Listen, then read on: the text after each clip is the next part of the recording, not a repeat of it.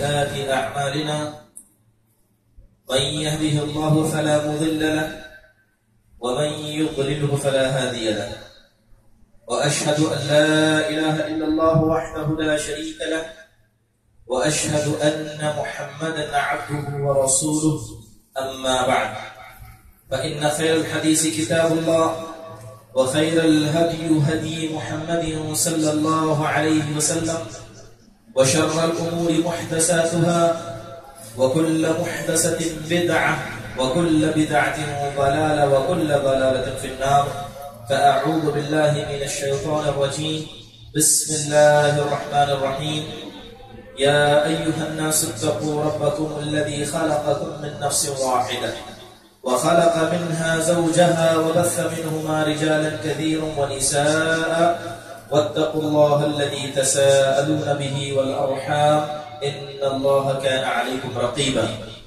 يا أيها الذين آمنوا اتقوا الله حق تقاته ولا تموتن إلا وأنتم مسلمون يا أيها الذين آمنوا اتقوا الله وقولوا قولا سديدا يصلح لكم أعمالكم ويغفر لكم ذنوبكم ومن يطع الله ورسوله فقد فاز فوزا عظيما وقال الله سبحانه وتعالى والذين جاهدوا فينا لنهدينهم سبلنا وإن الله لمع المحسنين تمام قسم کی حمد و ثنا بڑائی کی بیائی تعریف و توصیف اس اللہ وحدہ لا شریک کے لائق و زیبا ہے جس نے ہم سب کو پیدا کیا اور درود نازل ہو تمام انبیاء علیہ السلام پر جنہیں اللہ سبحانہ و تعالیٰ نے اپنی قوموں تک ہادی اور رہبر بنا کر بھیجا، خصوصاً ہمارے اور آپ کے آخر نبی جناب محمد رسول اللہ صلی اللہ علیہ وسلم کے ذاتی گرامی پر، جنہیں اللہ سبحانہ و تعالیٰ نے ایک ایسی شریعت عطا کی جو شریعت رات کی تاریکی میں بھی دن کی طرح واضح اور روشن ہے۔ برادران اسلام، یقیناً اللہ تبارک و تعالیٰ نے اس امت محمدیہ پر بہت سارے احسانات کیے ہیں۔ کچھ ایسے احسانات ہیں کہ اگر کوئی آدمی ان کو بغور سنے اور اپنے دل کے اندر ان چیزوں کو جگا دے تو یقیناً وہ اللہ کا شکر گزار بندہ بن سکتا ہے۔ اللہ تبارک و تعالیٰ نے اس امت پر کچھ ایسے احسانات کیے جیسے کہ اگر ترتیب کے اعتبار سے، زمانے کے اعتبار سے دیکھا جائے تو ہم سب سے آخری امت ہیں، کیونکہ آپ آخری نبی ہیں، آپ کے بعد کوئی نبی نہیں اور آپ کے بعد کوئی امت نہیں، تو زمانے کے اعتبار سے سب سے آخری امت، لیکن جنت میں جانے کے اعتبار سے سب سے پہلے سب سے پہلے حساب و کتاب اس امت کا ہوگا، سب سے پہلے قبر سے اٹھائے جائیں گے آپ صلی اللہ علیہ وسلم، سب سے پہلے جنت کا دروازہ جن کے لیے کھولا جائے گا وہ ہوں گے آپ علیہ السلام، اور سب سے پہلے امت کے لوگ جو جنت میں جائیں گے یہ امت محمدیہ ہوگا۔ یہ فضیلت انہیں کیوں عطا کی گئی؟ کیا پیدائشی طور پر یہ اتنے حقدار تھے کہ ان کو صرف اس امت میں پیدا ہونے کی وجہ سے ساری فضیلتیں ملی، یا کہ اللہ تبارک و تعالیٰ نے ان کے یہاں موسم اور ایسے موسم جنہیں ہم خیرات کے موسم، بھلائی کے موسم، نیکی کے موسم کہتے ہیں، اللہ نے ایسے موسم ہمیں عطا کیے کہ جس نے اس موسم کا صحیح طور پر فائدہ اٹھایا یہ ان نعمتوں کا اور ان فضیلتوں کا حقدار بنے گا جو اللہ تبارک و تعالیٰ نے جس کا اور اس کے رسول نے ہم سے وعدہ کیا ہے۔ برادران اسلام، سب جانتے ہیں کہ ابھی چند دن بعد ایک ایسا خیرات کا موسم، ایک اللہ کی رحمت کا ایک ایسا وقت ہم پر آنے والا ہے کہ بہت ساری امتیں اور بہت سارے انبیاء اپنے دل میں ایسی خواہش رکھتے تھے کہ کاش ایسی نعمت یا یوں کہیے کہ کوئی ایسا مہینہ یا خیرات کا ایسا موسم اللہ ہمیں عطا کر دے کہ ہم اپنے دن کو رات بنا دیں اور رات کو دن بنا کر ان دنوں میں عبادت کر کے اللہ کو راضی کرنے کی کوشش کریں۔ رمضان کا مہینہ قریب ہے، اور رمضان کا مہینہ یہ کوئی معمولی مہینہ نہیں ہے۔ یقیناً ایک ہی رمضان، صرف ایک ہی رمضان جس میں انسان اخلاص کے ساتھ عمل کر لیتا ہے، وہ انسان کو جنت تک پہنچانے کے لیے کافی ہے۔ کتنے دن کے وقت ہوتے ہیں؟ بڑے مشکل سے کبھی 29 کبھی 30 دن۔ اللہ اس کے رسول نے بتایا ہے کہ یہ خیرات کے موسم ہے، اس میں اللہ تعالیٰ دینا چاہتا ہے، بس لینے والے کے لیے۔ قرآن حدیث میں دیکھیں جو آیت کریمہ میں نے پڑھی، اللہ سبحانہ و تعالیٰ فرماتا ہے، جیسے میں نے کہا کہ یہ جو فضیلت امت محمدیہ کو دی گئی ہے، اس لیے نہیں دی گئی ہے کہ ہم اس امت میں پیدا ہوئے، اس لیے دی گئی ہے کیونکہ اللہ نے ہمارے یہاں خیرات کے موسم رکھے ہیں۔ جو ان بھلائی کے موسم کو پائے گا وہ ان نعمتوں کا حقدار ہوگا، اور اللہ کسی پر ظلم نہیں کرتا۔ وَمَا رَبُّكَ بِظَلَّامٍ لِّلْعَبِيدِ، آپ کا پروردگار کسی پر ظلم نہیں کرتا ہے، جو عمل کرے گا اللہ اسے 10 گنا بڑھ کر دے گا، اور اسی طرح جو انسان اس کی نافرمانی کرے گا اور جو خیرات کے موسم ہیں ان کا فائدہ نہیں اٹھائے گا، یاد رکھیں تمہارے رب کا عذاب اتنا ہی سخت ہے۔ اللہ فرماتا ہے کہ وَالَّذِينَ جَاهَدُوا فِينَا، کہ وہ لوگ جنہوں نے ہمارے راستے میں کوشش کی، ہمارے لیے نمازیں ادا کی، ہمارے لیے روزے رکھے، اور سخت گرمی میں بھوکے پیاسے رہے، اور ایسی جگہ پر حاضر ہوتے رہے جہاں گرمی کی کوئی شدت نہ ہو، شدت کی کوئی حد نہ ہو۔ یہ سب کس کے لیے کیا؟ اللہ کے لیے کیا۔ تو اللہ کہتا ہے کہ وَالَّذِينَ جَاهَدُوا فِينَا، کہ جن لوگوں نے ہمارے خاطر کوشش کی، لَنَهْدِيَنَّهُمْ سُبُلُنَا، تو یاد رکھیں ہم ان لوگوں کے راستوں کو ہموار کریں گے۔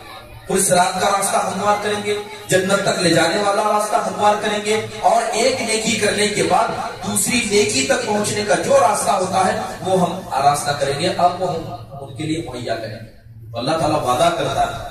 دوسرے حدیث میں اللہ کے نبی صلی اللہ علیہ وسلم یہ فرماتے ہیں، اللہ بندوں سے کہتا ہے کہ بندے اگر تو ایک بالشت میری جانب آگے آتا ہے تو میں ایک ہاتھ تیری جانب آتا ہوں، اگر تو پیدل چل کر آتا ہے تو میں تیری طرف دوڑ کر آتا ہوں۔ اللہ تو چاہتا ہے کہ اللہ بندوں کی مغفرت کرے، اسی لیے جب فجر سے پہلے آسمانی دنیا، یعنی فجر سے پہلے تہجد کا جب وقت ہوتا ہے تو اللہ آسمانی دنیا پر آتا ہے۔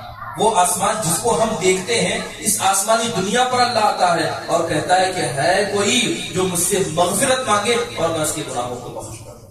اسی لیے اللہ کے ناموں میں کیا ہے؟ الرحمن الرحیم، کہ اللہ رحم بھی کرنے والا ہے اور اللہ بخشنے بھی والا ہے، اور ضرورت ہے کہ کوئی ہاتھ اٹھائے اور اللہ سے مانگے۔ برابر اسلام، یہ جو بھلائی کے موسم آتے ہیں، چاہے مثال کے طور پر رمضان کا موسم، یہ بھلائی کا موسم ہے، اسے قرآن و حدیث کے اندر بھلائی کے موسم ہی سے یاد کیا گیا۔ اس کی بہت ساری اہمیتیں اور فضیلتیں قرآن و حدیث میں، اور یہ اللہ تبارک و تعالیٰ کا فضل ہے، اس میں کسی کا کوئی اختیار نہیں۔ اللہ تبارک و تعالیٰ جسے چاہے اسے فضیلت دے دیتا ہے۔ مثال کے طور پر زمین اتنی بڑی ہے، اتنی بڑی زمین ہے، لیکن اتنی بڑی زمین میں زمین کا ایک حصہ ہے جو اللہ کو سب سے زیادہ پسند ہے، جہاں پر ہم اور آپ ابھی موجود ہیں۔ ان احب البلاد الی اللہ مساجد، کہ یہ اللہ کی مسجدیں جہاں پر لوگ پنج وقتہ طور پر اللہ کے لیے سجدہ کرتے ہیں، یہ زمین کا سب سے محبوب حصہ ہے جو اللہ کو پسند ہے۔ اللہ نے اپنے لیے اختیار کر دیا۔ زمانہ بہت سارا ہے، سال کے 12 مہینے ہوتے ہیں، لیکن مہینوں میں کچھ مہینے اللہ نے اپنے لیے چن لیے جن کو شہر اللہ المحرم، یعنی اللہ تبارک و تعالیٰ کے حرام کردہ مہینے جن کو کہا جاتا ہے۔ اور اسی طرح دنیا کے اندر بہت ساری نعمتیں ہیں، انسانوں میں بہت سارے انسان ہوتے ہیں، لیکن اللہ کچھ انسانوں کو اپنے لیے چن لیتا ہے جنہیں رسول اللہ، یعنی اللہ کا رسول کہا جاتا ہے۔ جو پانی ہم پیتے ہیں، پانی ایک جیسا ہے، لیکن اللہ نے آب زمزم کو اپنے لیے چن لیا۔ اللہ کے نبی فرماتے ہیں کہ جو زمزم کا پانی جس نیت سے پیے گا، اللہ اس کی نیت کے اعتبار سے اس کی نیت کو پورا کرے گا۔ یہ اللہ کا فضل ہے، یہ اللہ کی رحمت ہے۔ جس جگہ کو چاہے اللہ جگہ پر فضیلت دے دے، جس آدمی کو چاہے جس آدمی پر فضیلت دے دے، یہاں تک کہ جس پانی کو چاہے پانی پر فضیلت دے دے۔ اسی طرح اللہ تبارک و تعالیٰ نے یہ رمضان المبارک کو دیگر مہینوں پر فضیلت بخشی ہے۔ برادران اسلام، جہاں تک بات فضیلت کی ہے، آپ جانتے ہیں کہ جو نمازیں ہم ادا کرتے ہیں 2 طرح کی، بلکہ کئی طرح کی نمازیں، ایک ہوتی ہے فرض نماز جو ہم پر واجب و ضروری ہے، ایک ہے نفل نماز۔ فرض نماز میں جو عبادت انسان کرتا ہے اللہ کو وہ زیادہ پسند ہے نفل نماز کی گئی عبادت سے۔ ایک آدمی فرض نماز میں دعا کرتا ہے، ایک آدمی نفل نماز کے اندر دعا کرتا ہے یا مستحب نماز میں دعا کرتا ہے. تو جو فرض کے اندر جو دعا کی جاتی ہے وہ اللہ کو زیادہ پسند ہے. اللہ کے نبی صلی اللہ علیہ وسلم ایک حدیث قدسی میں فرماتے ہیں کہ وَمَا تَقَرَّبَ إِلَيَّ عَبْدِي بِشَيْءٍ أَحَبُّ إِلَيَّ مِمَّا افْتَرَضْتُ عَلَيْهِ. کہ اگر کوئی بندہ مجھ سے قربت حاصل کرنا چاہتا ہے، میرا قریبی بننا چاہتا ہے، تو اس کو چاہیے کہ جو چیزیں میں نے اس پر فرض کی ہیں ان کے ذریعے میری قربت حاصل کرے. رمضان کا مہینہ آ گیا، رمضان کے مہینے میں کوتاہی کر لی، سال بھر روزے رکھے، تو آسمان و زمین کا فرق ہوتا ہے اس آدمی کے درمیان جو صرف رمضان کے روزے رکھ کر اللہ کی محبت چاہتا ہے اور جو سال بھر نفل روزے چاہ کر اللہ کی محبت چاہتا ہے. تو جو اللہ نے فرض روزے دیے ہیں، ان فرض روزوں کے ذریعے اللہ کی قربت حاصل کرنا یہ اللہ کو زیادہ پسند ہے. اس کے علاوہ اللہ کے نبی صلی اللہ علیہ وسلم کی حدیث ہے، اللہ کے نبی فرماتے ہیں اطلبوا الخیر دہرکم کلہ، کہ تمہارے زمانے کا جو حصہ ہے، سال کے جو 12 مہینے ہیں، جس مہینے میں چاہو اللہ سے بھلائی مانگو، جس مہینے میں چاہو اللہ سے بھلائی مانگو، لیکن جان لو کہ اللہ تبارک و تعالیٰ کی رحمت کچھ مہینوں میں زیادہ ہوتی ہے. عام دنوں کے مقابلے میں اللہ کی رحمت کچھ مہینوں میں زیادہ ہوتی ہے، اور ان مہینوں میں اللہ صرف اس کو ہی عبادت کرنے کی توفیق دیتا ہے جس سے اللہ محبت کرتا ہے. جس سے اللہ محبت کرتا ہے، اللہ جس پر رحم کرنا چاہتا ہے، ایسے ہی لوگوں کو اللہ اپنے رحمت کا خاص حصہ عطا کرتا ہے. اسی لیے نبی صلی اللہ علیہ وسلم فرمایا کرتے تھے، کیا فرماتے کہ یہ جو زندگی اللہ نے تمہیں عطا کی اسے غنیمت جانو کہ تم زمین کے اوپر ہو، زمین کے نیچے نہیں. زمین کے نیچے جانے کے بعد تم مجبور ہو، لیکن جب تک زمین کے اوپر ہو یہ اللہ تبارک و تعالیٰ کی غنیمت ہے. تمہاری زندگی اس کا فائدہ اٹھاؤ. تم بیزی نہیں ہو، مشغول نہیں ہو، تم بالکل فری ہو، آزاد ہو، تمہارے پاس وقت ہے، تو اس موجودہ وقت کو غنیمت جانو. اپنے ایام فراغت سے، صحت سے ہو تو بیماری سے پہلے اس کو غنیمت جانو. برادران اسلام، اسی لیے امام ابن قیم رحمہ اللہ نے بڑی پیاری بات فرمائی. امام ابن قیم رحمہ اللہ فرماتے ہیں کہ جب کسی پر رحمت کا کوئی موسم آتا ہے، چاہے رمضان کے مہینے کے دن ہو یا قربانی کے وقت کے جو عشر ذی الحجہ کے ایام ہوتے ہیں، عرفات اور روزہ وغیرہ کے دن ہوتے ہیں، تو امام ابن قیم رحمہ اللہ فرماتے ہیں کہ جب خیرات کا موسم انسان کے پاس آتا ہے تو اس مہینے میں انسان کو سب سے زیادہ عبادت کرنی چاہیے. کیوں کرنی چاہیے؟ کیونکہ کسی انسان کو پتا نہیں کہ کب اللہ کسی انسان کے دل کو بدل دے. آپ سب نمازیں پڑھ رہے ہیں، سب روزہ رکھ رہے ہیں، کیا کوئی آدمی اس بات کی گارنٹی دے سکتا ہے کہ کل کسی جگہ پر وہ روزانہ نماز پڑھے گا، کل آ کر اسی جگہ مسجد میں سجدہ کرے گا، کسی بت کو جا کر سجدہ نہیں کرے گا؟ کوئی انسان کسی کی گارنٹی نہیں دے سکتا. اللہ کے نبی دعا کرتے، کیا کہتے؟ یا مقلب القلوب ثبت قلبی علی دینک، اے دلوں کو پھیرنے والے میرے دل کو ہمیشہ تیرے دین پر ثابت قدم رکھنا. تو جو دل جو ہمارے اندر ہے اس کے بارے میں خود اللہ کہتا ہے کہ دل اللہ کے ہاتھ میں، جب چاہے اللہ دل کو بدل دے. جب ہمارا حال یہ ہے کہ نہ ہمارے ایمان کا بھروسہ نہ شیطان کا بھروسہ کہ کب ہمیں گمراہ کر دے، تو اگر ایسے وقت میں ایک ثواب کا بدلہ 100 گنا بڑھ کر مل رہا ہے تو عقل مند وہ ہوتا ہے جو وقت کو غنیمت جان کر فوراً اس کو کرنے کی کوشش کرتا ہے. اور جو آدمی کہتا ہے کہ بعد میں کروں گا بعد میں کروں گا، وہ اصل میں اپنی تقدیر پر ایمان کمزور ہے. اس آدمی کا ایمان تقدیر کے اوپر کمزور ہے. پھر امام ابن قیم رحمہ اللہ فرماتے ہیں کہ جب کسی کے اوپر بھلائی کا موسم آتا ہے اور بھلائی سے فائدہ نہیں اٹھاتا، اللہ ایسے لوگوں کو عذاب دیتا ہے. کیسے عذاب دیتا ہے کہ اللہ تبارک و تعالیٰ اس آدمی کے بیچ میں اور اس عمل کے بیچ میں آ جاتا ہے. مثال کے طور پر اگر کسی انسان کے پاس رمضان کا مہینہ آیا، رمضان کے مہینوں کو عام مہینوں کی طرح گزارا، بس روزے رکھے، نہ دل صاف تھا، نہ نیت درست تھی اور نہ عمل کرنے کی کوشش کی، عام مہینوں کی طرح گزارا، تو ایک مہینہ جو اس نے عام مہینوں کی طرح گزارا، بطور عذاب اللہ اس کی زندگی کے سارے رمضان کو اسی طرح گزارنے پر اسے مجبور کر دیتا ہے.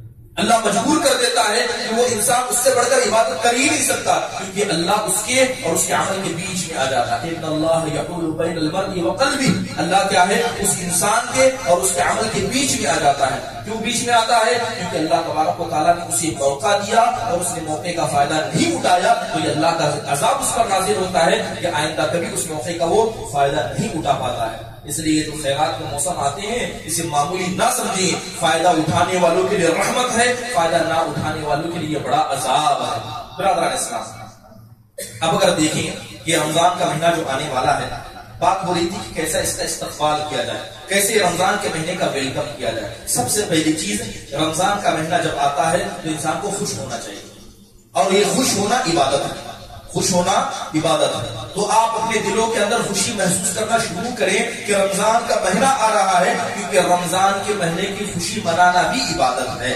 اللہ تبارک و تعالیٰ فرماتا ہے کہ قل بفضل اللہ ورحمتہ فبذلک فلیفرح المؤمنین. اللہ فرماتا ہے کہ اللہ تبارک و تعالیٰ کی جانب سے کوئی رحمت، کوئی فضل تمہارے پاس آتا ہے، کوئی اللہ کی جانب سے آتا ہے، لہذا خوش ہو جاؤ، لہذا اس کے لیے خوش ہو جاؤ. اسی لیے دیکھیں جب رمضان کا مہینہ آتا تو نبی صلی اللہ علیہ وسلم صحابہ کی مجلسوں میں جاتے، مارے خوشی کی کہتے قد جاءکم رمضان شہر اللہ مبارک، خوش ہو جاؤ کہ تمہارے پاس رمضان کا مہینہ آیا اور یہ مبارک مہینہ ہے. نبی صلی اللہ علیہ وسلم اپنے خوشی کا اظہار کھل کر کیا کرتے، اور ہر شخص کو جس کے دل میں ایمان ہے تو ایمان کا تقاضا ہے کہ وہ رمضان کے مہینے کا استقبال دل کی خوشی سے، زبان کی خوشی سے، جسم کی خوشی سے کرے، اور یقین یہ بھی عبادت ہے. آپ جانتے ہیں کہ جنت جیسی رمضان کا مہینہ شروع ہوتا ہے تو جنت کے دروازے کھول دیے جاتے ہیں، اللہ پیغام دیتا ہے، جہنم کے دروازے بند کر دیے جاتے ہیں، اللہ پیغام دیتا ہے، شیاطین کو قید کر لیا جاتا ہے، اللہ پیغام دیتا ہے.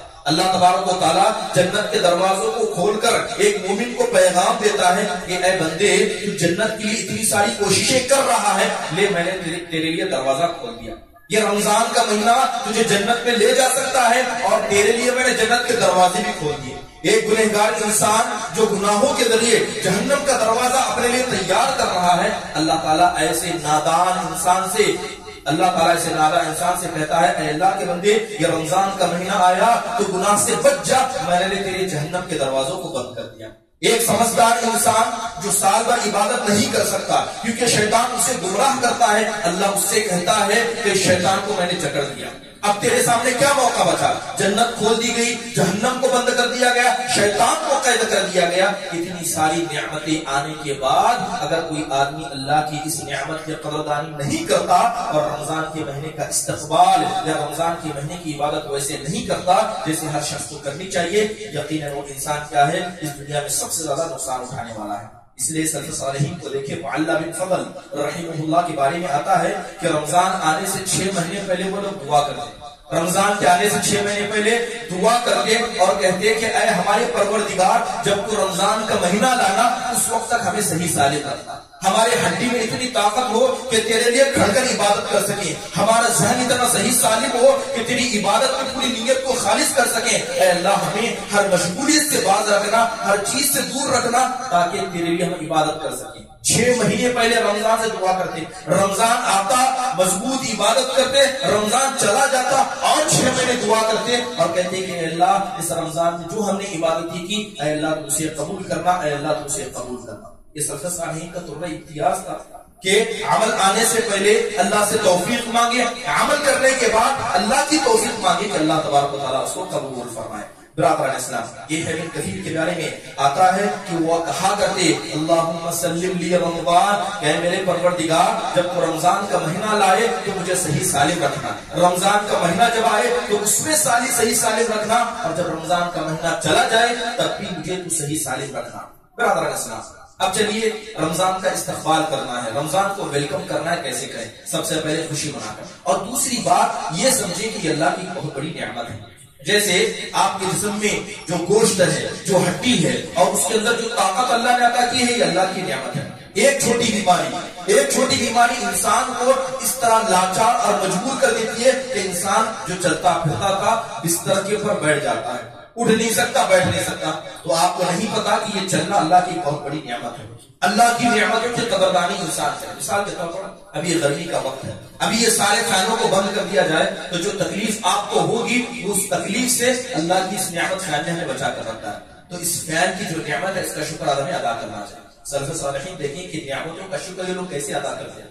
غزوہ تبوک کا موقع تھا، صحابہ کرام نکل گئے تھے، سخت گرمی کا وقت تھا، نہ صحابہ کرام نکلے ہیں چٹیل میدان میں جہاں پر سخت گرمی کا وقت تھا، درخت کم تھے، صحابہ اکرام رک گئے، نبی صلی اللہ علیہ وسلم رکے. سیرت ابن ہشام کے اندر اس واقعے کو نقل کیا گیا ہے. حضرت عمر بن خطاب رضی اللہ عنہ کے ہاتھ میں ایک مشکیزہ تھا، گئے اور ایک چھوٹے سے درخت کے نیچے جا کر بیٹھ گئے. اس مشکیزے کو کھولا جس میں تھوڑا سا پانی تھا اور کچھ کھجوریں حضرت عمر بن خطاب رضی اللہ عنہ کے پاس تھی. کھجوریں کھانے لگے اور جو مشکیزے کے اندر پانی تھا اسے اٹھا کر پینے لگے. نبی صلی اللہ علیہ وسلم صحابہ کا حال چال دیکھ رہے تھے، لہذا دیکھتے دیکھتے حضرت عمر کے پاس آئے. حضرت عمر کو دیکھا کہ سخت گرمی ہے، ایک سائے کے نیچے بیٹھے، سخت گرمی ہے، پانی پی رہے ہیں، سخت گرمی ہے اور حضرت عمر کھجور کھا رہے ہیں۔ اللہ کے نبی صلی اللہ علیہ وسلم نے کہا، حضرت عمر کو دیکھ کر کہا کہ لَتُسْأَلُنَّ يَوْمَئِذٍ عَنِ النَّعِيمِ، اے عمر یہ جو نعمتیں جو اللہ کی کھا رہے ہو، گرمی میں جو سایہ ملا یہ اللہ کی نعمت، اس گرمی میں جو پانی ملا یہ اللہ کی نعمت، اور اللہ نے کھجور کو اٹھا کر کھانے کی جو طاقت دی یہ بھی اللہ کی نعمت، اور اللہ اس نعمت کے بارے میں قیامت کے دن تم سے سوال کرنے والا ہے۔ اللہ قیامت کے دن اس کے بارے میں پوچھنے والا ہے، لَتُسْأَلُنَّ يَوْمَئِذٍ عَنِ النَّعِيمِ، کہ نعمتوں کے بارے میں اللہ سوال کرنے والا ہے۔ اب بتائیے کہ انسان اگر زندگی میں غور کرے کہ کتنی نعمتیں اللہ نے اسے عطا نہیں کی ہیں اور کتنی نعمتوں کا انسان حقیقی طور پر اللہ کا شکر ادا کرتا ہے، تو سب سے پہلی یہ رمضان المبارک کی بہت بڑی نعمت ہے۔ کتنے ایسے تھے جو ابھی زمین کے نیچے چلے گئے۔ آپ اپنے لوگوں کو دیکھیے، اپنے ساتھیوں پر غور کیجئے کہ ایک وقت تھا جو کبھی ہماری صفوں میں بیٹھا کرتے، آج قبروں نے انہیں اپنے اندر دبوچ کر رکھا ہے۔ اگر آپ زندہ ہیں، اس روئے زمین پر ہیں، عمل کرنے کے لائق ہیں، تو یہ اللہ کی بہت بڑی نعمت ہے۔ دوسری چیز یہ ہے کہ یاد رکھیں کہ انسان پختہ ارادہ کرتا ہے۔ آپ مسجد میں آئے ہیں، نمازوں کو پڑھتے ہیں، کتنے آپ کے ایسے دوست ہوں گے جن کو یہ توفیق نہیں دی گئی؟ مسلمان ہیں، کلمہ گو ہیں، کیا وہ نمازوں کی پابندیاں کرتے ہیں؟ اگر وہ نمازوں کی پابندی نہیں کرتے ہیں لیکن آپ کرتے ہیں تو یہ نعمتوں کی پابندی کرنا یہ بھی اللہ کی ایک نعمت ہے، یہ بھی اللہ کی ایک نعمت ہے جس پر انسان کو شکر ادا کرنا چاہیے۔ اسی لیے امام ابن قیم رحمہ اللہ فرماتے ہیں کہ بسا اوقات ایک انسان صرف اپنی مضبوط نیت کی وجہ سے، صرف مضبوط نیت کی وجہ سے اسے مکمل عمل کا ثواب دیا جاتا ہے، بسا اوقات وہ ثواب انسان عمل کر کے بھی نہیں پیدا کرتا۔ رمضان کے آنے سے پہلے سب سے پہلے اپنی نیتوں کو خالص کریں، اپنی نیتوں کو درست کریں کہ اس رمضان کے مکمل روزے رکھیں گے، اس رمضان کے مہینے نمازوں کی پابندی کریں گے، قرآن کی تلاوت کریں گے، اور جتنا ہو سکتا ہے اپنے کاروبار ہو، اپنے اہل و عیال ہو، سب سے زیادہ ہم اہتمام اس رمضان کے مہینے کا اس کی عبادت کر رہے ہیں۔ دل کے اندر اگر انسان کی مضبوط نیت ہو تو بسا اوقات انسان کی نیت ہی انسان کو بچا لیتی ہے۔ ابھی میں نے غزوہ تبوک کا واقعہ ذکر کیا، ایک صحابی کا ذکر آتا جن کا نام علبہ بن زید الحارثی رضی اللہ عنہ۔ دیکھیں کہ نیت انسان کی اگر مضبوط ہو تو انسان کو کتنا فائدہ پہنچاتی ہے۔ نبی صلی اللہ علیہ وسلم نے اعلان کیا، کہا کہ تبوک کے لیے جانا ہے، مسلمانوں کے پاس سامان نہیں، جو مسلمانوں کے لشکر کو تیار کرے اس کے لیے جنت ہے۔ اللہ کے نبی نے کہا کہ غزوہ تبوک کو جانا ہے، مسلمانوں کے پاس سواری نہیں، کھانے پینے کا سامان نہیں، جو کسی انسان کے لیے جانے کا سامان مہیا کر دے اس کے لیے جنت ہے۔ اور سارے صحابہ کرام اس ریس میں لگ گئے کہ جتنا ہو سکے انسان لانے لگے، صحابہ کو جو میسر ہوتا لے کر آنے لگے۔ ایک صحابی تھے جن کا نام علبہ بن زید الحارثی رضی اللہ عنہ تھا، غریب فقیر صحابی تھے۔ ان کے گھر میں ایک پانی پینے کا مشکیزہ تھا اور ایک گھاس پھوس سے بھرا ہوا تکیہ تھا، اس کے علاوہ کچھ نہیں تھا، اس کے علاوہ ان کے پاس کچھ نہیں تھا۔ جب نبی صلی اللہ علیہ وسلم کا یہ اعلان سنا کہ نبی صلی اللہ علیہ وسلم کہتے ہیں کہ جو اس لشکر کو تیار کرنے میں مدد کرے گا اس کے لیے جنت ہے، اب یہ اپنے آپ کو مجبور سمجھنے لگے، کہنے لگے صحابہ کو دیکھ رہے ہیں، حضرت عمر اپنے گھر میں سے یہ سامان اٹھا کر لائے، حضرت عثمان اپنے جھولی میں اتنا بھر کر سونا لے آئے، صحابہ اکرام یہ لا رہے ہیں، صحابہ وہ لا رہے ہیں۔ ان کا دل غمگین ہو گیا، ان کا دل غمگین ہو گیا، مارے اس دل اور بھاری دل کے اپنے گھر میں گئے اور اللہ سے کہتے ہیں، ہاتھ اٹھا کر کہتے ہیں، اے اللہ تو جانتا ہے کہ میرے پاس دینے کے لیے کچھ نہیں، اے اللہ تو جانتا ہے کہ میرے پاس دینے کے لیے کچھ نہیں، لیکن اے اللہ میں اپنی عزت کو تیرے صدقے میں پیش کرتا ہوں، میں اپنی عزت کو تیرے صدقے میں پیش کرتا ہوں کہ اگر کسی نے مجھ پر ظلم کیا ہے تو اے اللہ تیرے خاطر میں اسے معاف کر دوں گا، اے اللہ اگر کسی نے میرا حق مارا ہے اے اللہ میں تیرے خاطر اسے معاف کر دوں گا، اے اللہ میرا یہی صدقہ ہے، اس کے علاوہ میرے پاس دینے کے لیے کچھ نہیں ہے۔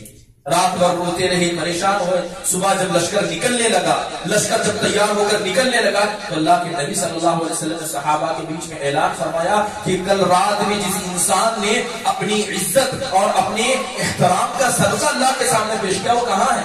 اللہ تعالیٰ نے آپ کو بتا دیا۔ خاموش، سارے صحابہ خاموش۔ حضرت علبہ نے بات سنی، کہنے لگے نبی صلی اللہ علیہ وسلم کو کیسے پتا چلا کہ یہ میں نے اللہ سے کہا تھا؟ پھر اللہ کے نبی نے دوسری بار اعلان کیا کہ جس انسان نے اپنی عزت کا صدقہ اللہ کے سامنے پیش کیا وہ کہاں ہے؟ حضرت علبہ کھڑے ہوئے کہا اے اللہ کے نبی میں ہوں۔ تو اللہ کے نبی نے کہا کہ مبارک ہو، اللہ نے تمہارے صدقے کو قبول کر لیا اور لشکر کو چلنے کا حکم دے۔ بس بس انسان کی نیت اگر اتنی نیت درست ہو جائے کہ ہم ایسے عمل کو ایسا کریں گے، اللہ تبارک و تعالیٰ ایسی نیتوں کو قبول کر لیتا ہے۔ رمضان کا مہینہ آ رہا ہے، ابھی اپنی نیتوں کو مضبوط کر لیں، اپنی نیتوں کو خالص کر لیں کہ رمضان میں ہمیں کیا کرنا ہے۔ یقینی نیتیں انسان کو بہت بڑا فائدہ پہنچا دیتی ہیں۔ وہ آپ نے واقعہ سنا ہوگا کہ بنی اسرائیل کے ایک انسان نے کتے کو پانی پلا دیا، ایک عورت نے کتے کو پانی پلا دیا۔ کتے کو پانی پلا دینا مغفرت کا وجہ بن گیا، معمولی سا کام ہمیں لگتا ہے، لیکن اس کی اندر نیت اتنی مضبوط تھی، نیت اتنی بڑی تھی کہ صرف ایک کتے پر رحم کرنا اور انسان اس کے درد کو اپنا سمجھے، اللہ کو اتنا پسند آیا کہ اللہ نے اس کے گناہوں کو معاف کر دیا۔ اور اسی طرح راستے سے بنی اسرائیل کے زمانے میں ایک انسان راستے سے جا رہا تھا، گھوڑے پر سوار تھا، راستے میں چند پتھروں کو گرے ہوئے دیکھا جو عام لوگوں کے آنے جانے کا راستہ تھا۔ وہ اپنے گھوڑے سے اترا اور اس پتھر کو اپنے ہاتھ اور پیر سے ڈھکل کر دور کیا، بس اتنا کام کیا، لیکن اس کی نیت اتنی اچھی تھی، اللہ تعالیٰ نے اس کے اس کام کو قبول کر کے اسے جنت عطا فرما دیا۔ بس انسان اپنے نیت کے بلبوتے پر بس اوقات اسے اتنا ثواب دیا جاتا ہے جس کا انسان اندازہ بھی نہیں کر سکتا۔ اس لیے کوشش کرنا ہے کہ رمضان کے مکمل مہینے میں عبادت کریں۔ اللہ کے نبی صلی اللہ علیہ وسلم فرماتے ہیں کہ من قام رمضان ایمانا واحتسابا غفر له ما تقدم من ذنبه، کہ جو انسان رمضان کے مہینے میں اللہ پر ایمان رکھتے ہوئے اور ثواب کی امید رکھتے ہوئے جو رمضان کے دن میں عمل کرتا ہے، اس کے اگلے پچھلے گناہوں کو اللہ معاف فرما دیتا ہے، اللہ اس کے گناہوں کو معاف کر دیتا ہے۔ اب رمضان کی بات کی گئی، اب ہمارا مسئلہ یہ ہے کہ رمضان کے 3-4 دن تک مسجد بھر جاتی ہے۔ جیسے یہ رمضان کا درمیان حصہ ہے، آدھے مسجد خالی، آدھے عبادت گزار خالی۔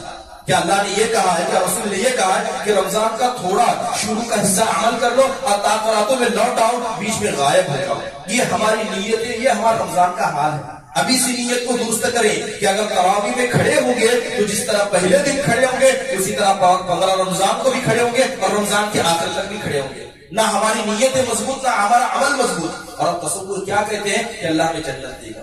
کس وجہ سے جنت دے گا؟ کہ ہمارا عقیدہ درست ہے۔ اس تصور کو نکال دے۔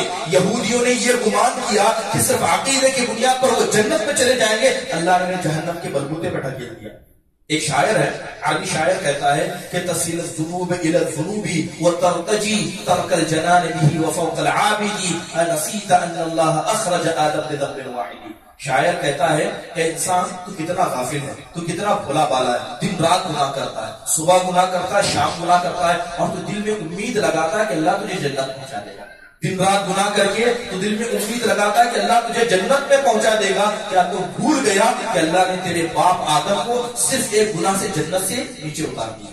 صرف ایک گناہ آدم نے کیا، اللہ نے جنت سے اتار دیا، اور اب ہزاروں گناہ کر کے جنت میں انٹری چاہتے ہیں۔ کیا یہ ممکن ہے؟ ہرگز ایسا نہیں ہو سکتا، ہرگز ایسا نہیں ہو سکتا۔ لہذا کوشش کریں کہ جو رمضان کا مہینہ آنے والا ہے اپنی نیتوں کو ابھی درست کریں کہ رمضان کا پورا مکمل مہینہ ہم عبادت کریں گے۔ اسی طرح وقت کا صحیح استعمال کریں گے۔ آپ جانتے ہیں کہ 2 نعمتیں اللہ تبارک و تعالیٰ کے بارے میں فرماتا ہے کہ جس میں سب سے زیادہ لوگ غفلت کا شکار ہیں۔ اللہ کے نبی فرماتے ہیں نعمتان مغبون فیہما کثیر من الناس، 2 قسم کی نعمتیں اس میں ہیں جس میں سب سے زیادہ لوگ کوتاہی کرتے ہیں۔ ایک ہے وقت جو صحت ہے، اور دوسرا فارغی کے اوقات، فری ٹائم۔ یہ 2 وقت ایسے ہیں، یہ 2 نعمتیں ایسے ہیں جس کا سب سے زیادہ لوگ قدردان نہیں کرتے ہیں۔ لہذا آپ کوشش کریں کہ رمضان کے مہینے میں اگر اللہ نے آپ کو صحت دی تو صحت کا بھرپور استعمال کریں، اور جو خالی وقت ملتا ہے چاہے مسجد میں ہو، گھر میں ہو، رات ہو، دن ہو، ہر وقت قرآن کی تلاوت کرنا کوشش کریں۔ ایک وقت تھا کہ صحابہ کرام کو قرآن تک میسر نہیں ہوتا، زبان سن سن کر یاد کرتے اور تڑپتے کہ کس کو قرآن سنائیں۔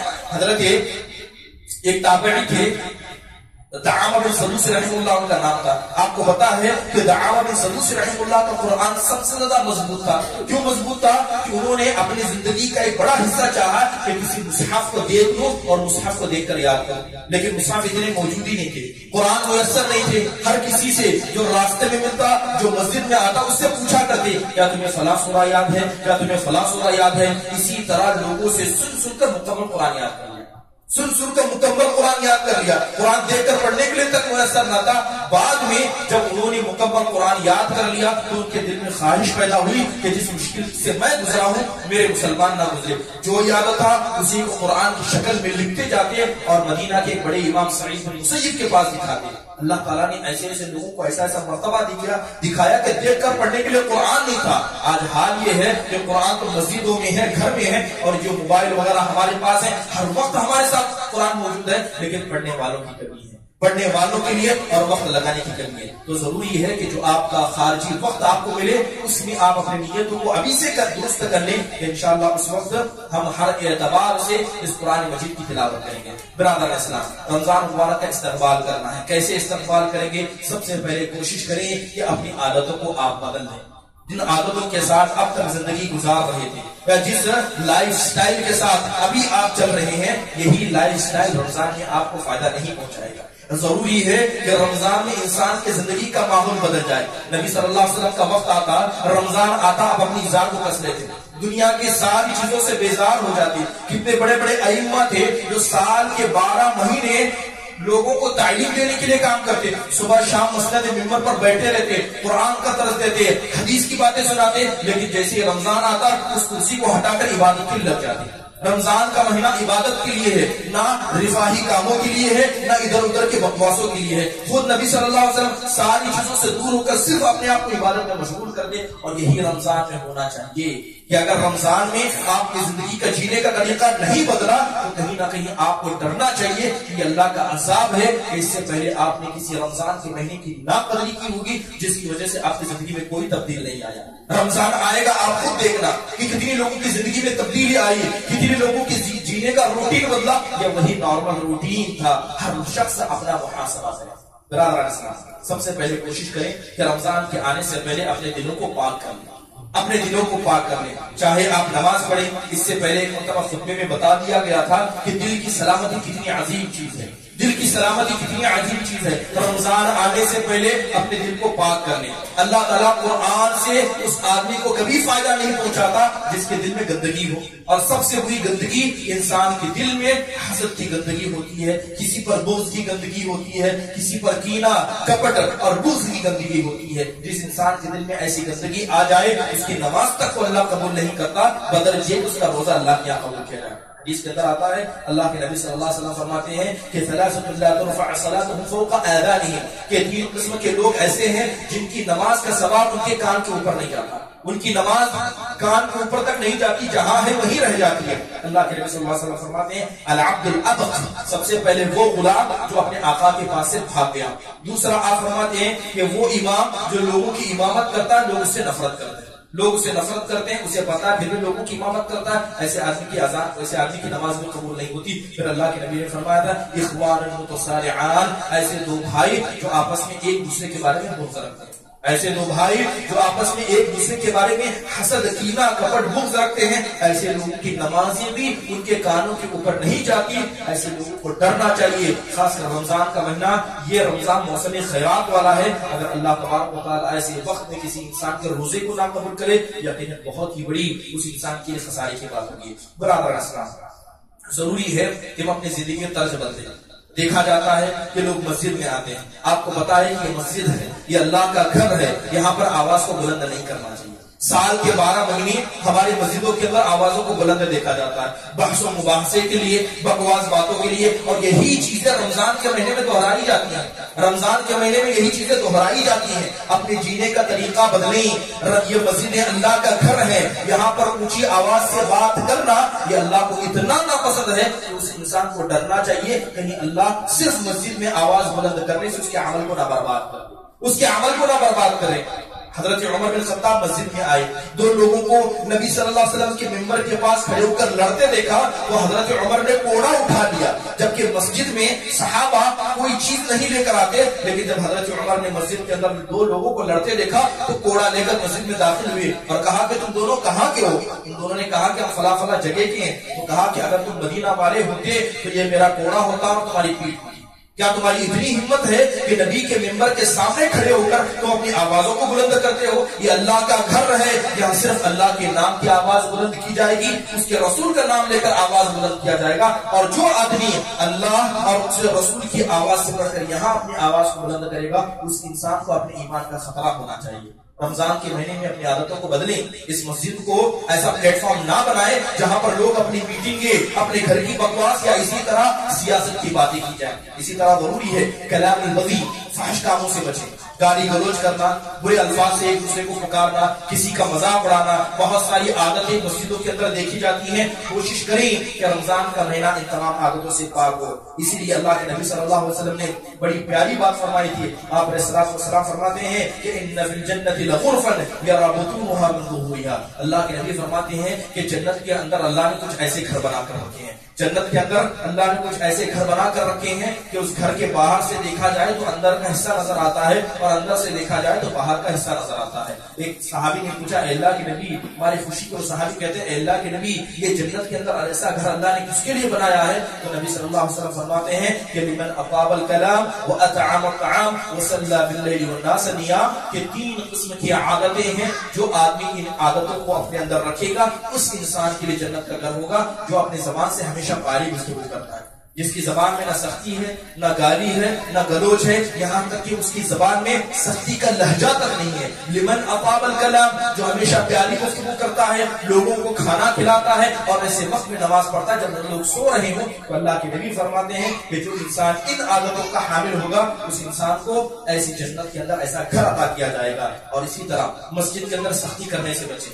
مسجد کے اندر اور خصوصی طور پر رمضان کے مہینے میں کسی نے کھانا گرا دیا، کسی نے کچھ کر دیا تو چلا کر کہنے سے بہتر ہے کہ پیار محبت سے کریں، پیار محبت سے کریں. اپنے دلوں کے اندر جو سختی ہے اسے مسجدوں کے اندر نہ دکھائیں اور خاص طور پر رمضان کے مہینے میں ایسے کام کرنے سے بچیں، کیونکہ یہ سختی ایسی ہے جو اللہ اس کے رسول کو پسند نہیں. ایک انسان آ کر مسجد میں پیشاب کرنے لگا، صحابہ ڈانٹنے جاتے تو اللہ کے نبی کہتے ہیں کہ اسے کرنے دو، کیونکہ اسے پتا نہیں ہے کہ یہ مسجد ہے. لہذا اللہ کے نبی بعد میں بلا کر اس سے کہتے ہیں اے اللہ کے بندے، یہ اللہ کا گھر ہے، یہاں اللہ کی عبادت کی جاتی ہے، یہاں ایسے کام نہیں کیے جاتے ہیں. اس انسان نے ہماری خوشی کے اللہ کے نبی صلی اللہ علیہ وسلم کو ہاتھ رکھتے ہوئے کہا اے اللہ تو مجھ پر رحم فرمانا اور میرے نبی پر رحمانا، ان میں سے کسی پر تو رحم نہ فرمانا.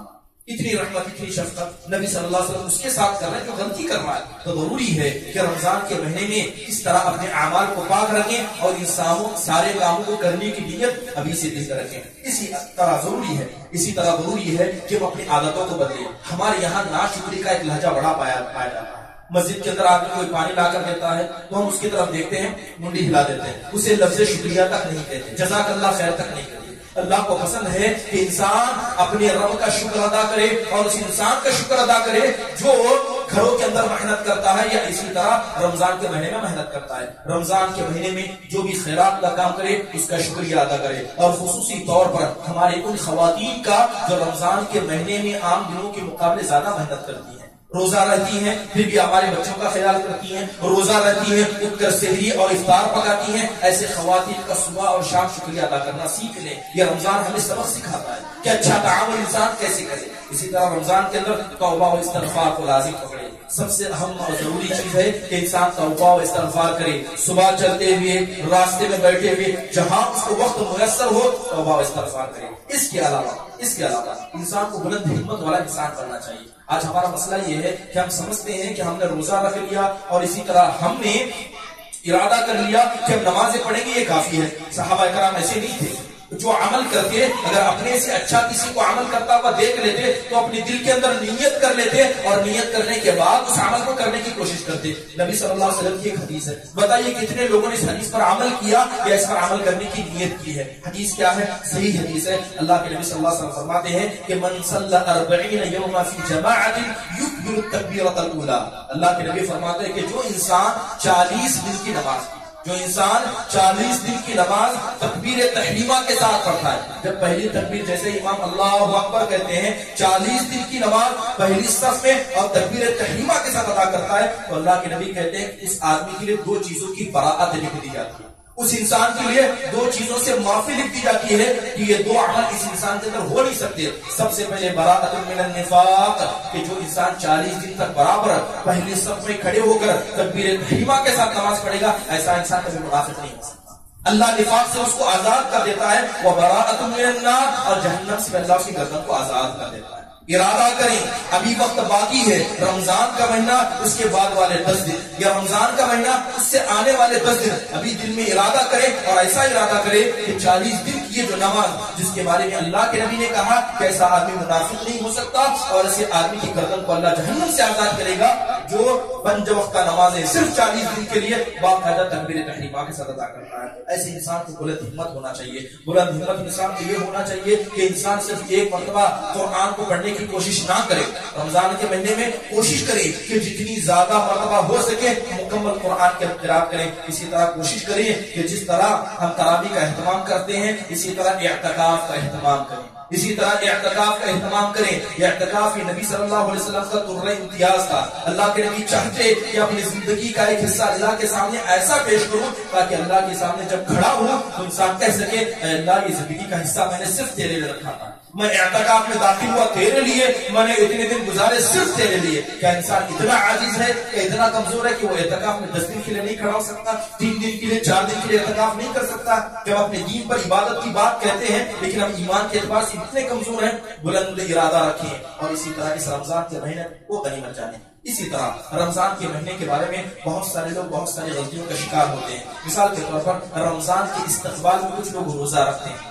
رمضان کے استقبال میں کچھ لوگ روزہ رکھتے ہیں. رمضان آنے والا ہے تو 3-4 دن کے روزے رکھ لیے تاکہ رمضان کے مہینے میں روزہ رکھنے کے لیے آسانی ہو. یہ جائز نہیں ہے, اسے علماء نے حرام قرار دیا. استقبال رمضان کے روزے رکھنا جائز نہیں ہے. اس کے علاوہ بہت سارے لوگ دیکھتے ہیں, خاص کر میں گفتگو کرنا چاہتا ہوں ایسے لوگوں سے جو تجارت کرتے ہیں, جن کا کپڑے کا دکان ہے, سویٹ کی دکان ہے یا جو بھی تجارت کرتے ہیں. رمضان کا مہینہ آنے کے بعد اللہ سے ڈریں اور جو ریٹ آپ رمضان سے پہلے دیتے تھے وہی ریٹ رمضان میں دیں. دیکھا جاتا ہے رمضان کا مہینہ آتی تجارت کیا کر دیتے ہیں, 100 کا مال 120 میں بیچنے لگتے ہیں. اللہ تعالیٰ سے ڈریں, اللہ سے ڈریں. اللہ رزق دینے والا ہے. یہ 4 پیسے آپ کی زندگی کو سنوار نہیں سکتے لیکن انسان کی درست نیت انسان کو سنوار سکتی ہے. اگر آپ کے پاس طاقت ہے کہ آپ تجارت میں جو ریٹ پہلے دیتے تھے وہی ریٹ رمضان میں مسلمانوں کو دیں, ان پر آسانی پیدا کریں, انشاءاللہ اللہ آپ پر آسانی پیدا کرے گا. اسی طرح بہت سارے لوگوں سے غلطی یہ ہوتی ہے کہ شعبان کے مہینے میں زکات ان پر واجب ہو جاتی ہے. شعبان کے مہینے میں سال بھر میں زکات واجب ہو جاتی ہے لیکن اس شعبان کے مہینے کو دینے کے بجائے رمضان کے مہینہ 1 مہینہ لیٹ کر کے رمضان میں زکات دیتے ہیں. ایسا کرنا جائز نہیں ہے. زکات کا جو وقت موجود ہے زکات کو اس کے وقت پر ادا کرنا ضروری ہے. رمضان تک کے لیے زکات کو تاخیر نہ کریں. اللہ تعالیٰ سے دعا ہے کہ اللہ تبارک و تعالیٰ اس رمضان مبارک کا صحیح استقبال کرنے کی توفیق ہم سب کو نصیب فرمائے. اللہ ہماری نیتوں کو درست فرمائے. اللہ جو رمضان ہمیں عطا کرنے والا ہے اسے نعمت سمجھ کر بھرپور اس میں عبادت کرنی, تراویح کی نماز ادا کرنی, قرآن کی تلاوت کرنی اور اسی طرح ہر مسلمان کے ساتھ خیر خواہی کرنے والا اللہ ہمیں بنائے. آمین. وآخر دعوانا ان الحمد للہ رب العالمین.